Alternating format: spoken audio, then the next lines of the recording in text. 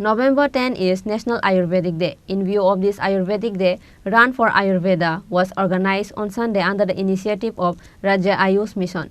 On this day, the rally started in front of Rabindra Centenary building in the capital. আর যৌবনকে আমরা ধরে রাখবো, আমরা সুস্থ থাকবো সর্বোপরি। ধন্যবাদ। যে মাননীয় মুখ্যমন্ত্রী ডক্টর প্রফেসর মানিক শাহ মহোদয় আজকে যারা এসেছেন। The rally circumambulated various streets of the capital and ended in front of the State Ayurvedic Hospital at Paradise Square. Mission Director of National Health Mission D.K. Chakma and others were present. Ayurvedic doctors, health workers participated in this rally. This year, the theme of National Ayurvedic Day is Ayurveda for all. আমরা আগামী 10ই November national Ayurvedic day observe করতে যাচ্ছি। সেটার উপলক্ষে আজকে 5ই November Rabindra শতবার্ষিকী ভবনের প্রাঙ্গণ থেকে শুরু করেছিলাম আমাদের এই শোভাযাত্রাতে সামিল হয়েছেন আমাদের যে সমস্ত আয়ুর্বেদের উপরে বিশেষজ্ঞ ডাক্তার রয়েছেন, যারা ফিল্ড লেভেল অফিসার রয়েছেন, কর্মী রয়েছেন এবং আমাদের স্টেট আয়ুষ মিশনের যে সমস্ত কর্মী বন্ধুগণ রয়েছেন, সকলে উপস্থিতিতে এটা আমরা ওখান থেকে শুরু করে রাজবাড়ির প্রাঙ্গণ, তুলসীপত্রীর প্রাঙ্গণ এবং কামান চমনি হয়ে আমরা আমাদের এই স্টেট আয়ুর্বেদ হসপিটালে মিলিত হয়েছি। এটাতে আমাদের মূল উদ্দেশ্য হচ্ছে এই বছরের যে ভাবনা, সেই ভাবনা হচ্ছে আয়ুর্বেদা ফর অল।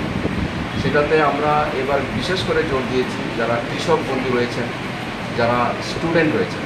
কৃষক বন্ধুদের উদ্দেশ্যে আমরা গত 1 মাস ব্যাপী বিভিন্ন জায়গাতে, রাজ্যের বিভিন্ন জেলাতে আমরা যে সমস্ত অ্যাওয়ারনেস ক্যাম্পেইনগুলো করছি, যে আয়ুর্বেদের মাধ্যমে যে সমস্ত গাছগাছরা ওষুধ দিয়ে যে সমস্ত ফসল ফলাদি ওনারা ফলান, সেখানে কীটনাশক মুক্ত করার জন্য যে সমস্ত আয়ুর্বেদের উপরে নির্ভরশীল সেই সমস্ত বস্তুগুলি প্রয়োগ করা এবং ছাত্রছাত্রীদের উদ্দেশ্যে আমরা এটা জানান দিতে চাইছি যে তারা দেহের সুস্থ স্বাভাবিক মন এবং শারীরিক গঠন ঠিক রাখতে গিয়ে কী ধরনের আয়ুর্বেদের উপরে তাদের চর্চা করলে পরে শরীর ঠিক থাকবে, সেটাকে আমরা বেশি গুরুত্ব দিয়েছি। এবং আমি স্টেট আয়ুষ মিশনের মেম্বার সেক্রেটারি হিসেবে আমাদের রাজ্যের সকল জনগণের কাছে আবেদন রাখছি, তারা আমাদের যে অ্যালোপ্যাথিক রয়েছে, অ্যালোপ্যাথিকের পাশাপাশি আয়ুর্বেদটাকেও যাতে একটু গুরুত্ব দেয়। কারণ আমরা দেখেছি যে আগেকার সময়ে মানুষ অ্যালোপ্যাথিকের উপরে খুব একটা গুরুত্ব না দিয়ে আয়ুর্বেদের উপরেই তাদের জীবনযাপন করত এবং সুস্থ শরীর নিয়ে বসবাস করত। আপনারা জানেন যে ঋষি মনীষীরা যে সমস্ত জায়গায় পাহাড় পর্বতে তারা থাকতো, তারা কোথায় অ্যালোপ্যাথিকের ওষুধ পেত?